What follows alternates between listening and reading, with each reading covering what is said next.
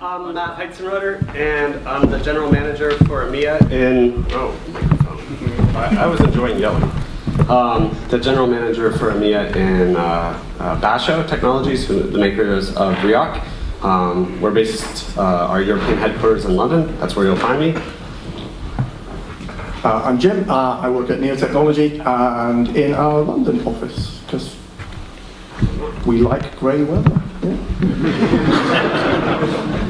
I'm Chris Anderson. I'm a co-founder of Couchbase. I've been doing core engineering on the project since 2008, and it's a pleasure to be here. I'm Alvin Richards. I'm technical director at 10gen, the makers of MongoDB. I spent a lot of time in California, and I've been in Europe for 6 months, and I can't remember what sun is, so I'm with you on the grey. Hi, I'm Matt Dennis. I work at DataStax, but I represent the right solution for the right problem.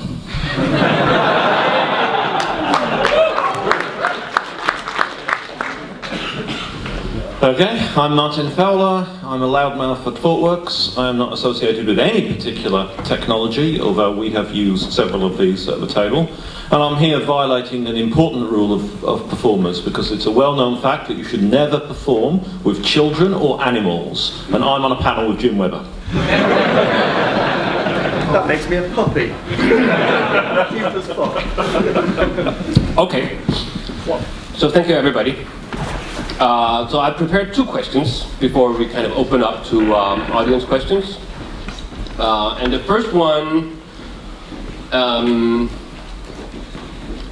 is based on, you know, at this conference we've been talking for the last 15 years about different software methodologies. You know, then it was clear case and this and that and agile and one thing and another. And you know, in many cases you got the impression that there was probably a single project where they actually had some good people and they were successful, and so one of the guys in that project went and wrote a book about how they developed software and tried to impose that on everybody else as the method of developing software. Of course, trouble was, you know, it wasn't the same people and the same customer and the same organization in many ways. So often these early attempts at doing software methods in many ways failed because it just was put to use out of context. So I'm thinking the question here is actually, say, the same question but rephrased for these technologies that you represent, right? Goes like this. So maybe you can kind of describe the first use case or driving idea or the customer. What was the thing that ignited this thing? What was the? I know now we're probably 3 or 4 or 5 years down the line in your product development, and you have a nice shiny marketing story on how this can solve all the world's problems.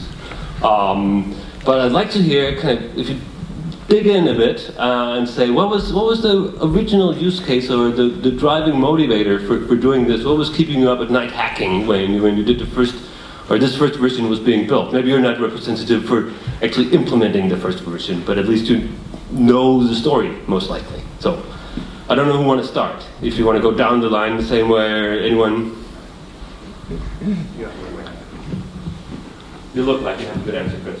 So our first customer, and this was, it really shaped the technology a lot. Even before we had any money in the bank, we had a contract with Zynga to build a scalable data layer for them. And the constraint that matters when you're Zynga is that it's a portfolio business. You have hundreds of games, and they're not all going to be hits, but the ones that are hits have to scale smoothly, and it's going to be a surprise. You're not going to know that's going to be a hit until it happens. So being able to turn the scale knob and have things be super fast, super snappy, good user experience, and good uptime and reliability and operability. And they came to us because we have a background in the Memcached core code and project. So they know Memcached is fast, but they wanted it to be persistent and scalable. And so we've taken it from there. The other kind of use cases that fall out of there are ad targeting, where you have to turn around your response in a certain time-based service level agreements. If you have to be fast, that's what Couchbase is for.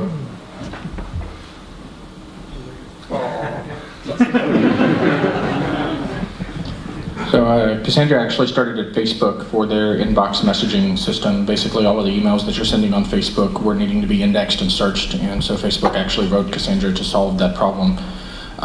Basically writing essentially inverted indexes, writing a system to store and search those from scratch. After that point, they open sourced it after they were using it for that, and it was still very beta quality, but working for their problems. Jonathan Ellis, one of the founders of DataStax, was working at Rackspace at the time, and Rackspace needed to build a big, scalable internal database for a lot of the internal infrastructure they had. And Jonathan Ellis basically said, you can either do this from scratch, or you can build on top of this. Let's build on top of this. And so he started working on that, became active in the community, and then ended up with a lot of emails and messages from other people saying, gee, this system looks like it's going to solve our problems too. Can you help us with that? And he said, actually, I can't. You're a competitor of us, and please go away. And got enough of these emails, and finally he said, well, let's make a company out of this, and then DataStax was born.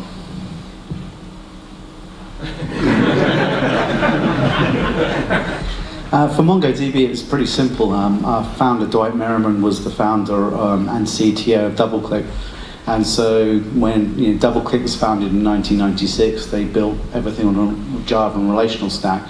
And life was good until they ran out of capacity on their first Oracle instance. And so in order to actually scale their business to 20 billion ad servers a day, essentially they had to spend 85% of their budget building sharding and replication and all the other technology on top of an Oracle database in order to scale it. And so when they sold DoubleClick to Google, Dwight figured that if he had to spend 85% of his R&D doing that sort of thing, then there was a whole bunch of other people who were going to run into the same scalability issues with the way that people were now wanting to consume compute via Amazon's EC2 or other kind of cloud stories. And so 10gen's original idea was to build essentially a platform as a service. That you go in there, you design your application, you have a persistent store. And our pivot point was our first couple of beta customers said, we're not sure about this bit and this bit, but this database thing at the bottom is really quite awesome. And so we then did the pivot and actually refocused the company purely on solving that database problem. And MongoDB was born from there.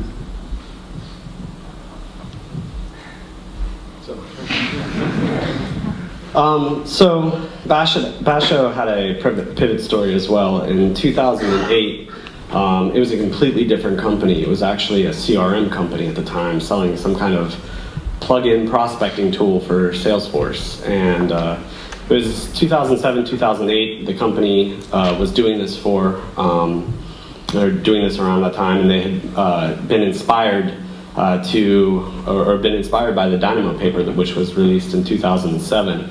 And so Andy Gross, he's not here today, should be, but I think built the first prototype of React based on that paper on a flight from San Francisco to Boston. And they built this Dynamo system written in Erlang, and it served them well, but in 2008 the market crashed and they were kind of scraping by, and eventually they just had to pivot, and it was kind of the same aha moment. Like, hey, we've kind of built this awesome database. We have nothing left. Our business is gone. Let's pivot and open source this. And that's exactly what happened, and the rest is history. Does this mean that you get the last word then? Okay. So I thought Martin was the old man of NoSQL. It turns out that's not true. It's Neo4j, whose first version was in 2000. Predating all of these whippersnappers. To be honest, if we're in California right now, I'm going to be like, Neo Technology is the hot young startup. It's a really kind of duplicitous message. So Neo4j, it's quite a surprising backstory. So these guys were building a CMS. My God, connection. And they really found that the APIs they were using was sucky, so they built a network-like API on top of the CMS and bound that to a relational store. This CMS ultimately, again, surprisingly, was for the Swedish military, because who the fuck thought Sweden had a military? All they do is like molest polar bears for 6 months of the year or something. Sorry, I just forgot there are lots of Swedes in the audience. Tjena, Swedes. But anyway, that's kind of dull, right? Because that's what the Swedes did back in the old days. And eventually they said, oh, this relational database stuff is killing us for joins. But we like the API. We like thinking in terms of graphs. It's useful, particularly for like connected data like a CMS. And so they took the decision to replace the relational store they were using, and they built a graph native store underneath it. Fast forward a few years, it got me fired from a gig when I worked with Martin for using it, for solving in about 6 hours what we were planning to do in an enterprise scale deployment in 3 to 5 years. I took it to the project manager and said, hey, I've just solved our product catalog problem. We can now do Telecom's product catalog. He took me into the office and he swore at me vehemently and profoundly. And while one half of me was like, wow, good words, the other half of me was like, wow, I didn't expect this. So I learned from that. I learned that graphs are super cool and expressive, and they really annoy idiots. And from then on, I'm hooked. And also, it got me out of living in Calgary, where it was minus 40 Celsius for some of the time. I have no product. I don't have a product to talk about. So. Okay. Well, thanks for sharing your stories. So obviously the follow-up question would be, I mean, how does that impact where you can use your product today? And is that, maybe I should ask that question before. I mean, do you think having a particular use case for first, I mean, being a CMS foundation or being a clickstream foundation or what, is that a limiting factor going forward? You guys are going to have to try harder to stop me from grabbing that mic. We can never backslide. We have users with time-based service level agreements, and they expect version 2 to be, just a little bit faster than version 1.8, and we have to deliver. And so that means that every time we release it, our test cycle gets that much bigger, and it gets more and more challenging. You want to add features, but you can't slow down. I like a challenge, but that's what it means. Well, what I certainly hope it means is that we are moving past the days of one-size-fits-all data stores. And that we begin to see, well, we have to think about what is the right kind of data store for the job. And the term that you often hear floating around is polyglot persistence. We have multiple data stores, perhaps even within the context of a single application. Now that's bad in that we have to think about this stuff. We can't just say, oh, what's the corporate standard relational database, and we'll map to that. But on the other hand, it's good because it allows us to tackle problems more easily and that are even possible that we couldn't tackle with other things. And we're certainly seeing that on our projects because we're seeing a lot of cases where we're able to use a specific data store that matches well to the kind of problem that we're working with, and we're able to move much more quickly as a result. Anyone want to follow up? Yeah. I'm going to break out world peace. So I think all of the models that are represented here, modulo Martin, are actually general purpose data storage models, and they certainly some models have strengths in operation availability. Some models have strengths in terms of data expressivity.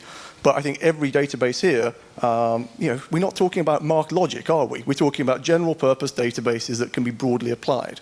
Now, I'm not saying that, again, one size fits all. I concur wholeheartedly. But anything here should be a reasonable approximation, at least at your first whittling down for what you want to do. And indeed, if someone from Oracle was here too, I'd point out that they are a general purpose database. So, and the marked logic salesman would definitely tell you that they're usable but the marked for all logic problems. salesman can go fuck themselves.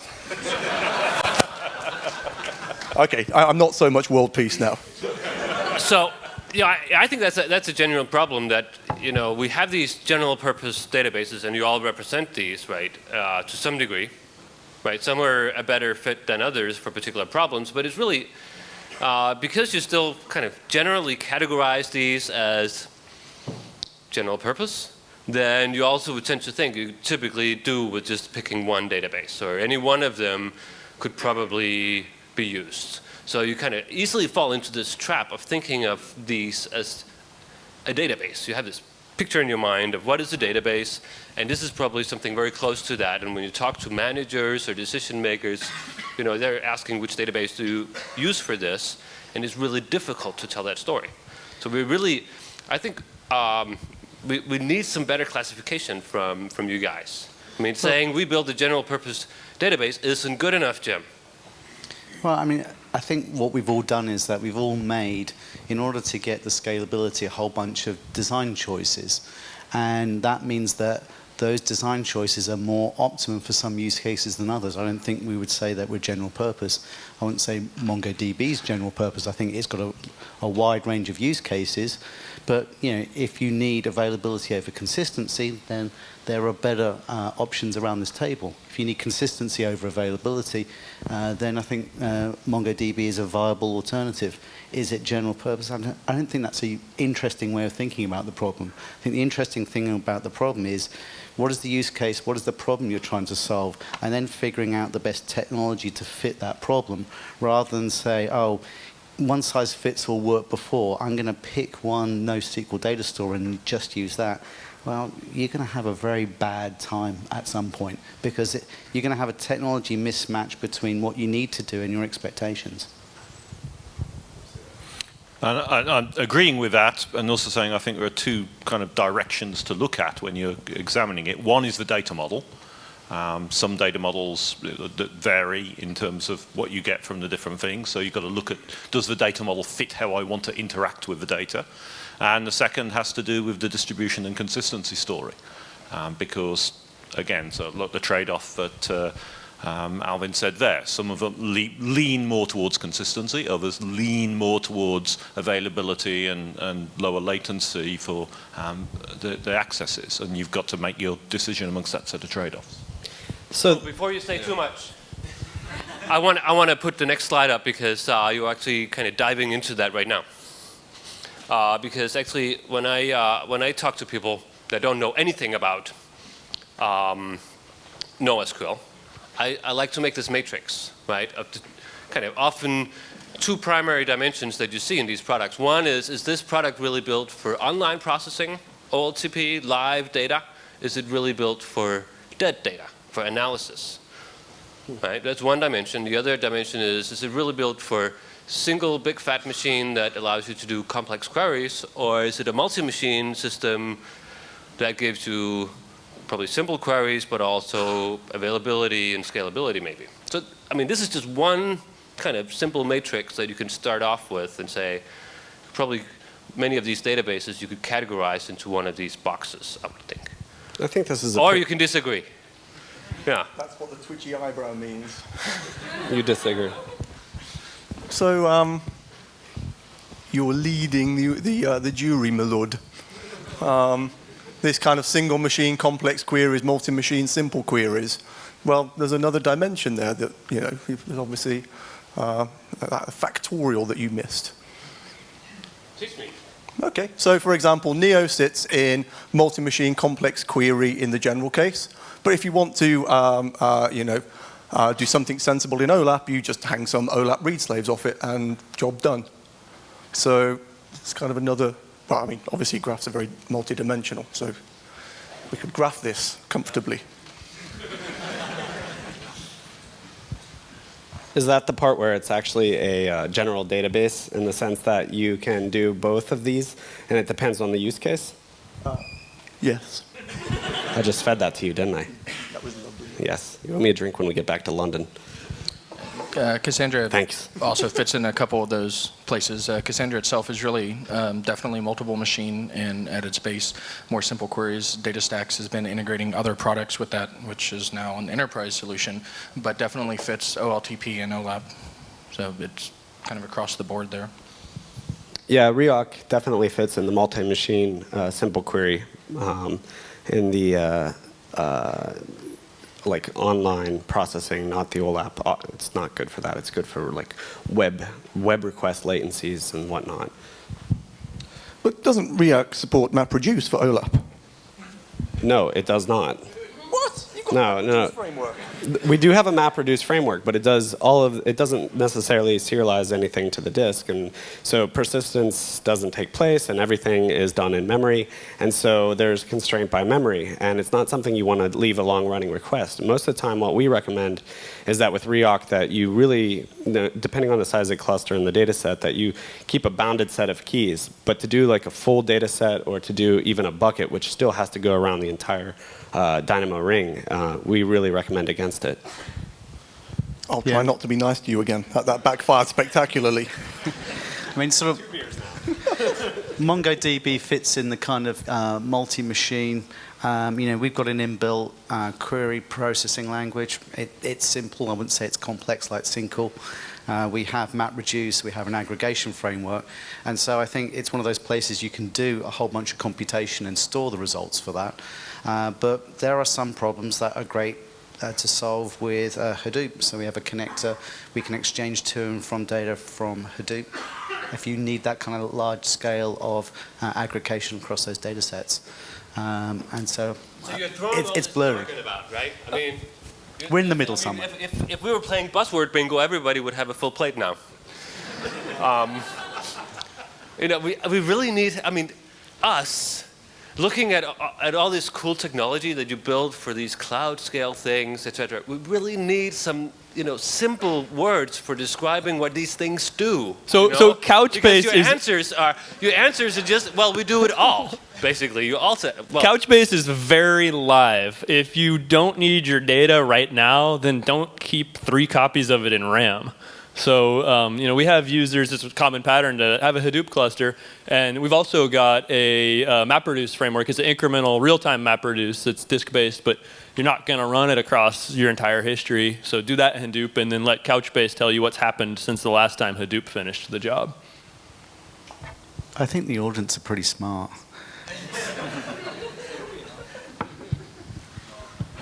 It's a sense of the state of the world that we're in. These are not simple choices. There's a lot of complexity, and it's not clear what the trade-offs are because it's still very new. I tend to listen primarily to feedback from project people I've talked to that aren't necessarily connected with the particular organizations that are selling the stuff. And we've got 2 or 3 years of using various different bits and pieces. It's still very early on to be able to tell what to go with, and that's a state of the maturity of the market. As the market matures, all of these people will tell you that they can all do everything, because I guess that's the way which the marketing people will take over. We'll see some consolidation. Some of these organizations won't be around in a few years' time, and we'll be beers commiserating with that. But that's the nature of how things go. The hard part that comes from this is the fact we now have to really think about how are we going to be able to access the data in order to help us make a choice. It's no longer the case to say you can model your data any way you like, the database will just take care of it, it'll just do the right indexes, and you don't have to worry about the physical access paths. We've realized that that's just not going to be the case for the situations where you want to use these kinds of databases. And don't forget, the majority of systems are still going to be built with relational databases for the next few years. I think one of the biggest problems that this points out is that we're referred collectively as the NoSQL group, right? And Basho, there's just this mantra internally that we hate being called NoSQL because it's a name of where we're, a name by the lack of something. And it's like, therefore this beer is NoSQL and this water is NoSQL.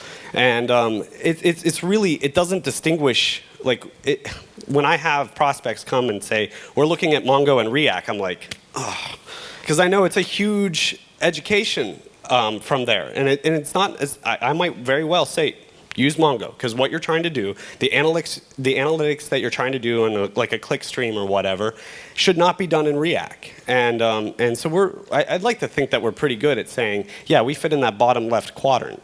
And that's where we belong, and that's the problem that we solve. And then the rest of the time, we try to just point people, I've certainly pointed customers towards Cassandra, which I think is the most technically competitive product sitting next to, at this table. So it's because we share the same architecture. Right. So half and half. Big table inspired as well, right? Right. Our data store on a single node on the disk structures are a big table inherited, I guess. Influenced is the word I was looking for. But the replication model is dynamo-based, and I think you're right. It's not just that we're the most technically similar one, but I think that's actually a clear win for the architecture. I don't think there are other choices. You were saying earlier that there are lots of other choices for things, and I generally agree with that, but like the talk I gave today said that you have requirements. You have necessary requirements. They're not sufficient, but you have to have performance and scalability and availability. If you're lacking any of those things, your system fails. And so that's the things you should start with. Evaluate your systems on your performance. Does it meet your needs? On the scalability, does it meet your needs? And on the availability. The availability being the hard one, the complicated one. Because if you assume failures don't happen, then performance and scalability is easy. I'm sorry, but half the people in this room could solve that problem if you just assume that nothing fails. Which is why I like the Dynamo model. So I like the term NoSQL because it's a good way to get us all in a room together and talk, and I like hanging out with database geeks. I like beer. And I like cider, but no forward-looking statements here, but if you see Couchbase have a SQL-compatible query engine in the future, are we still NoSQL? And that's Sure. could happen. And then the other thing I'll say, Shoot me at that point, please. I'm gonna lay down like a little bit of controversy, and you have to understand my background. I'm a web programmer. I used to just make websites before I got hooked on this couch stuff, and so at least for that part of the what programmers do, I think the 80% solution is a JSON document database. I think that we're going to be standing here in 10 years and someone's going to be like, oh, a JSON document database, that's what we use by default now. And a relational database, you only use that when you're in some crazy edge case. That's where I think the world's going. One of my favorite quotes was from one of the chief architects at Guardian Media in London, who said, quote, relational databases are dead to me. I haven't written a SQL query in a long time. I still have nightmares about them. I said I still have nightmares about the SQL queries. Haven't written one, but... I wrote one a few weeks ago. Yeah. It was fucking horrible. How do you people do it?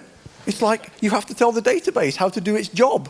You have to put little affordance in it, so you leave clues for each other. You're like, oh yeah, product underscore FK. Oh, okay, I get that. That's some identifier for some foreign keys for product. Okay, and customer underscore FK. That must be the same for customers. No, that's customers who are fuckers. We just list them in the database. Right? You're just telling the database how to do its fucking job all the time. Stop working for the database, people.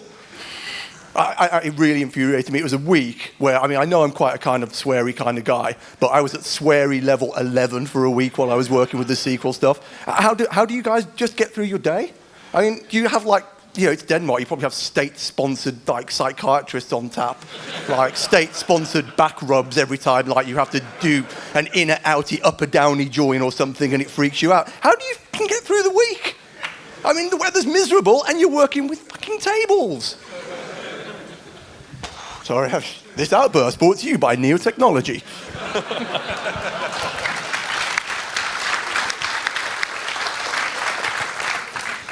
It's funny you say that, actually, because I think most of the databases, I want to tell the database how to do its job. That's one of the reasons I like Cassandra. The problem with relational databases is there's stuff in between that's preventing me from doing that. When I write a query, I want to give it the physical plan, and I can't do that. I have to wait for the query planner to go optimize it. I want to forget there's a freaking database. Databases should be transparent and gone and not a problem. That's where I'm coming from. Well, again, it depends on the nature of the problem you're working with. I do come across situations where the natural fit of tables works really well, and then SQL is an excellent language for manipulating those tables. The problem, of course, is a lot of people don't never bother to really learn SQL very much. Well, I think this is the reality, though, which is most of the people here are using some ORM like Hibernate or Spring Data. People don't write SQL statements anymore. There's some object mapping that hides all the database complexity and generates arse-bad queries that some DBA has a heart attack about and then has to re-annotate. Developers never see this stuff anymore. It's a myth. Let's ask the audience. Yeah. Let's ask the audience. How many here use an ORM and don't write SQL directly?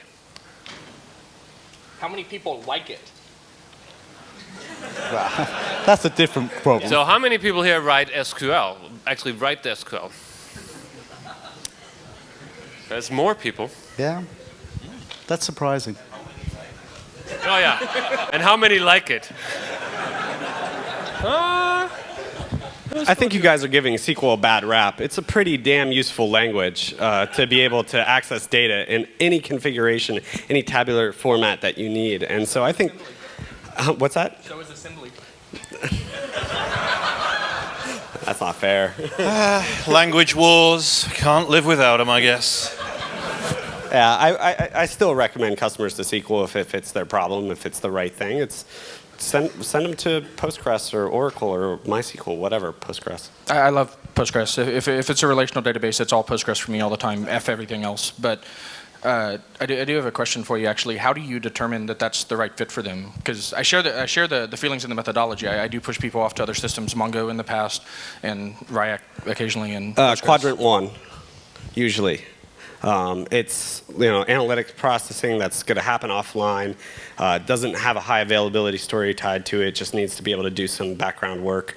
And it's a complex query that maybe some business analysts want to be able to do. And it might be what happens is we get back to Polyglot Persistence, right, where we say, okay, you probably want React or some XYZ data store up here up front taking care of this, and throw these requests onto a queue, post-process them, and stick them into your relational database in the background so that you can go back and do some BI work on it later.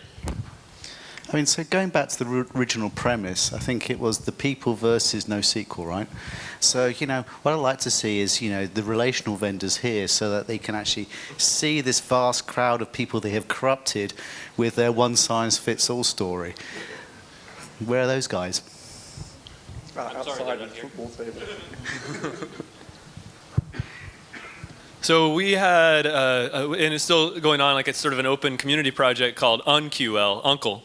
And it's SQL for unstructured data. SQL's great, it just assumes things are in tables. So if you figure out sort of a way to drill into nested data structures and still offer similar query language, or perhaps even SQL is a subset of Uncle, I don't see anything wrong with having a text-based, keyword-based, declarative query language. I think there's all sorts of good things that come of that.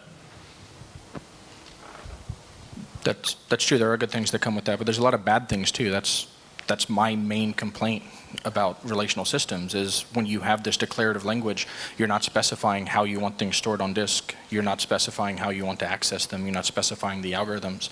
And because of that, the query planner, or whatever you want to call it in any system that is declarative, makes crap up half the time, and that kills your performance, and there's no way to fix it. In SQL, for example, there are some databases that allow you to provide index hints, and some of those are just hints, and in others you can actually force them to do it, but in others there's no way to do that. And once you've lost the control to do that, there's no way to solve it. I mean, I think to solve this problem you need strong AI, and not there yet. But I would argue that 80% of software projects that are being done, the programmers involved shouldn't be telling the database how to go and query the data.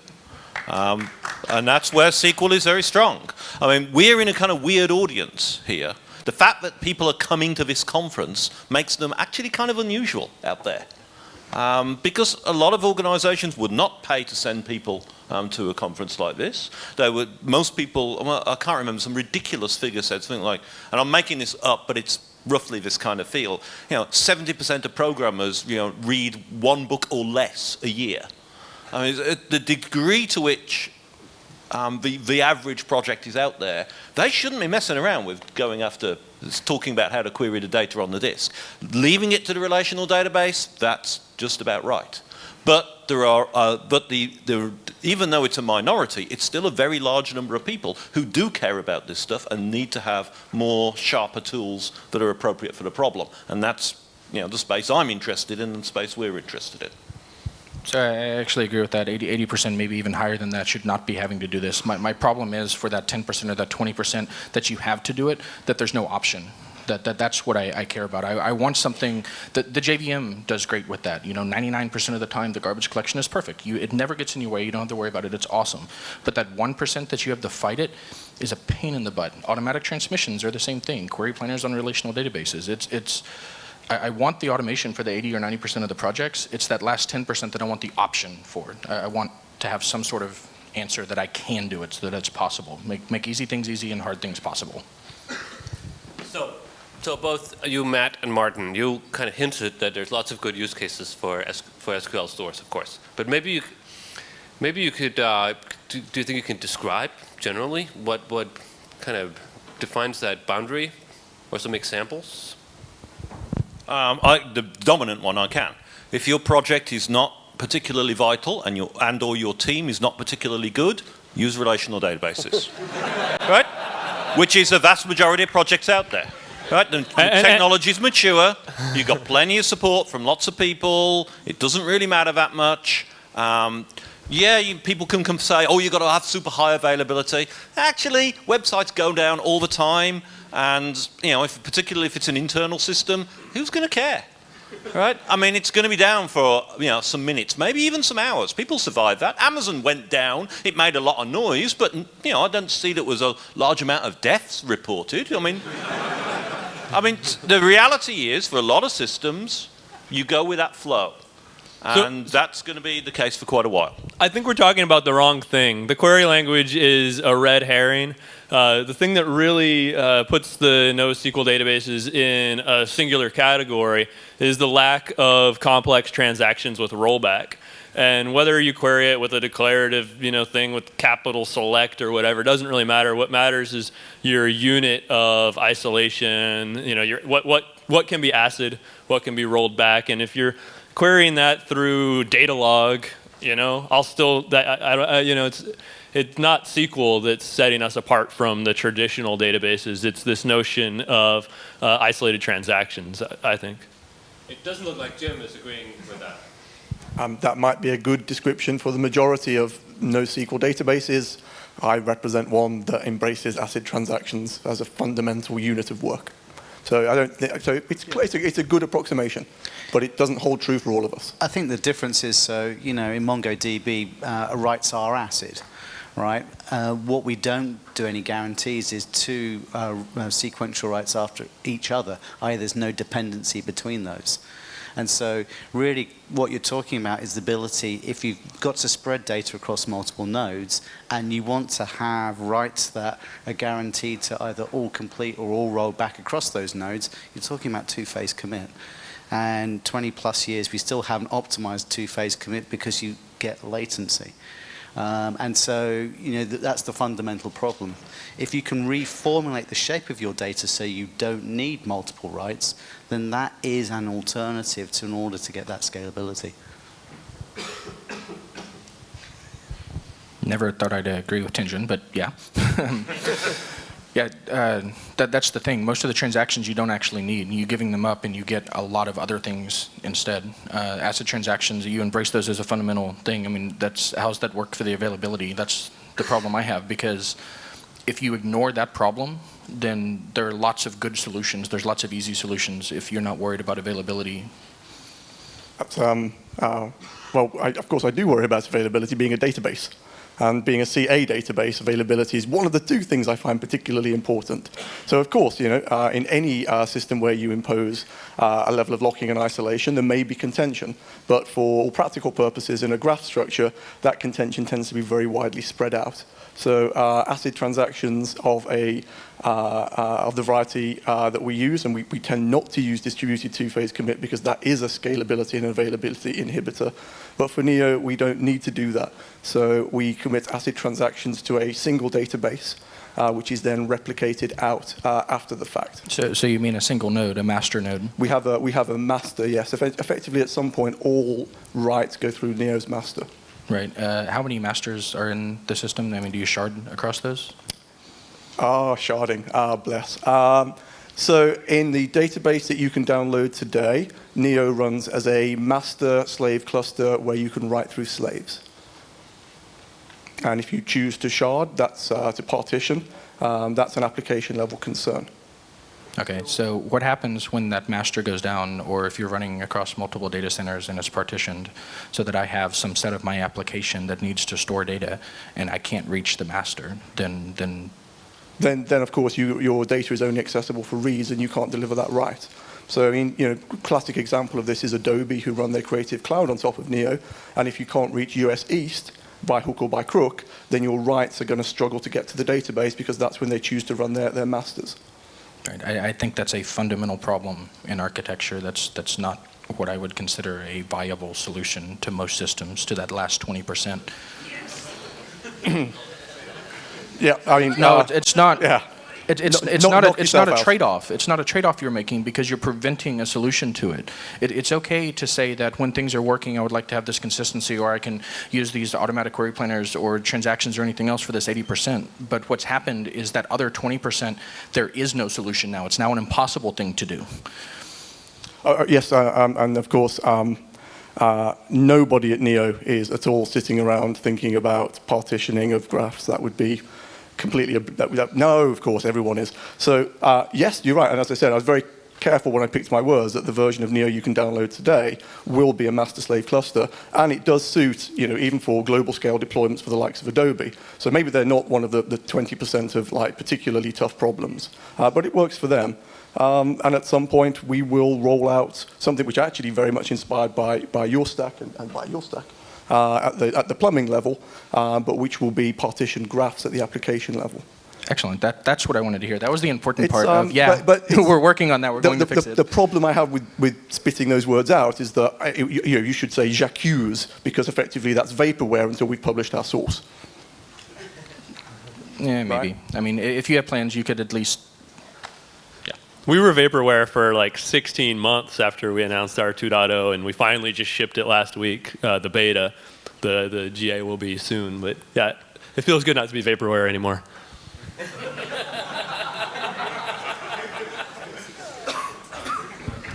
What's interesting is that this conversation seems to be naturally led to being framed around the Cap Theorem in terms of choices between each vendor here. And so that's part of what, I mean, at least how Basho defines itself is that when we go to explain ourselves and compare ours to other vendors, what we're doing is the first step is, okay, let's tell them about Cap, let's explain to them what it means, and then what choices we made, what the trade-offs are in engineering, and then what we optimize for. And then if that lines up with whatever your use case is, then it sounds like we're a good fit for you. Otherwise, we tend to try to push people to the right tool for the right solution. So, I think getting back to my point earlier about I hate the term NoSQL, it would be nice to begin to, I think, collectively like organize ourselves better so that people understood what really set us apart, and they didn't have to necessarily, they intrinsically knew the Cap Theorem or whatever, and they understood what vendors made what choices. And also, how do you make a CA choice? I don't understand that. Exactly. It doesn't exist. It doesn't. Did anyone understand that comment? How many people have no idea what I was talking about when I said that? Okay, a few people. All right, so there's this Cap Theorem, consistency, availability, partition. The theorem basically says you have to choose 2 out of the 3. You can have consistency and partition tolerance, but then you would lose availability, or you can have consistency and availability, but you lose partition tolerance, or you can have partition tolerance and consistency, but anyway, you can choose, the theorem says you can take any 2 of those, and what I was saying, and what he was saying, is that consistency and availability is not a valid choice. That doesn't make sense, because if you lose a partition, you're not available anymore, and so therefore... Wait, there's nuance to this, which I think you're missing. And I'll let you jump in, because maybe you'll correct me, but I hope not. Who's going to correct me first? Yeah, so the partition... So the Cap Theorem is really about consistency, availability, and partition tolerance of your data in a distributed system. And what you're looking for is a guarantee of all 3. And because it's a distributed system and you're looking for the partition tolerance of your data, you can't sacrifice partition tolerance and still have a distributed system. Basically, if you can't move your data into different partitions, you can't have a distributed system. It's just that way. So it's ultimately a choice between consistency or availability. And that's the part where I didn't understand the consistency and availability part. And also, this is the choice you have to make. I'm sorry, but the choice when you have to make this consistency or availability isn't all the time, but it's in an instance of failure or like concurrent operations or something like that of multiple actors in a single system. But I would argue lots and lots of systems out there don't have any partition tolerance, and they work just fine.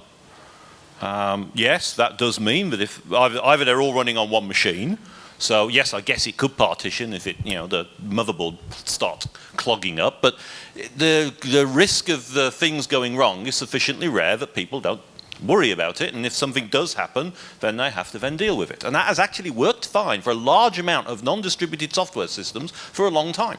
And then if you will live in that world, then a whole bunch of complexity goes away. And then when you enter many situations, you do have to worry about there are needs that lead you to push towards distribution. And as you go to that push towards distribution, then complexity goes up, and you have to start making the decisions on that sliding scale between consistency and availability. But there's lots and lots of cases where that doesn't apply. And I think it's very disingenuous to say, oh, they can't work. Because it clearly has worked for quite a good bit of time and will continue for quite a good bit of time. We have to make the trade-off of whether we care about partition tolerance.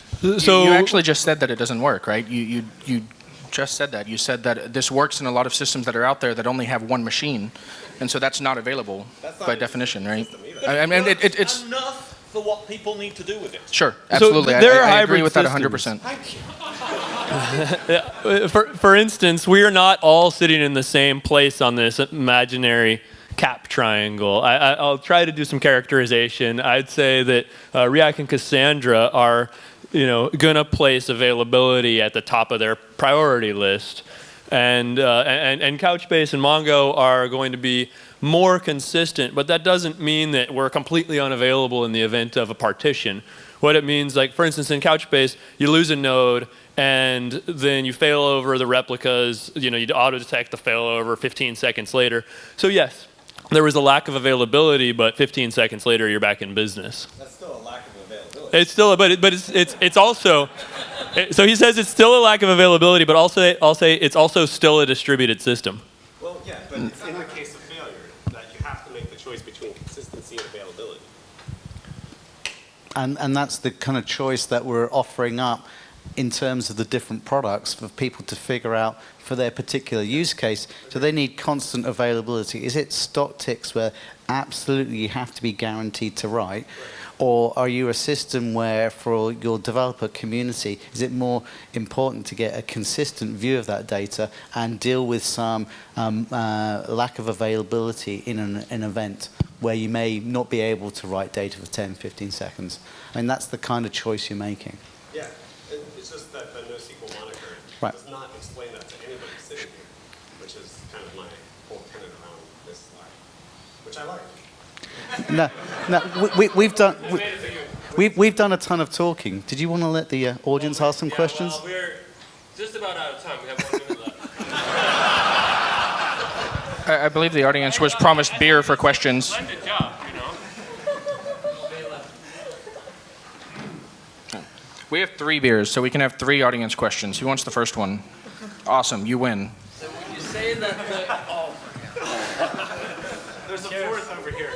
So would you say that if I knew enough about the Cap Theorem, I could actually use that as a starting point for figuring out which product of yours or maybe old-fashioned relational databases I should choose? Would the Cap Theorem give me a good starting point there? If you want to build a distributed system, yes. Yeah. Okay. There's another question. Good. Good. Just a little bit more on that. Yes, what he said, but I would start from the availability perspective, and he's right. That's on the top of my priority list, but that's because it's the hard problem. Because if you ignore that, everything else is easy. So either you need availability or not, and then from there, continue on. Right. So I'm a bit confused. As I think the last 50 minutes have proven, the problem I have is mainly I'm thinking back to 2001, 2002 when we introduced this wonderful new thing called agile methodologies, and a whole bunch of very, very intelligent people were talking about similar things but sufficiently different, and they all went away and wrote different books and came up with slightly different slants that really confused the whole industry for more than a decade. And I think we are still cleaning up after the mess that the Scrum Alliance has brought us into. So I guess my question is, how do we make sure that this does not happen? And the previous question was really good in that I don't expect many people to really read the Cap Theorem before they sit down to think about, oh, which database should be used for our project. Well, the hope is that the market will decide, and if you just wait it out long enough, you can pick the winner by default.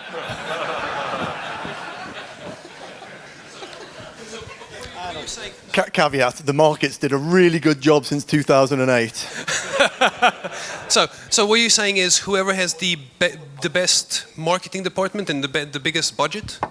I think the developers are smart and good technology will win, and it might not be because of the Cap Theorem. It might be because it's easy to install.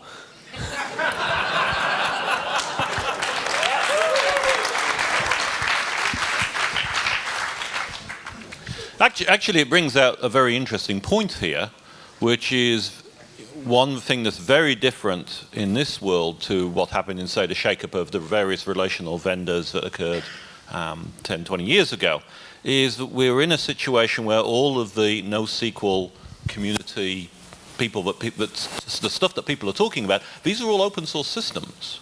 And this is a very interesting development, that we're actually talking about competition between open source based systems. Now, there are some commercial systems out there that like to call themselves NoSQL. Jim has already expressed his appreciation for one of them. But I think that's going to make an interesting change for dynamics. I don't know what it's going to do to the dynamics, but I'm fascinated and I'm going to really enjoy finding out. Okay, I think we probably need to end here. We're already a couple of minutes over time, so please give a hand to everybody. I think wonderful discussion.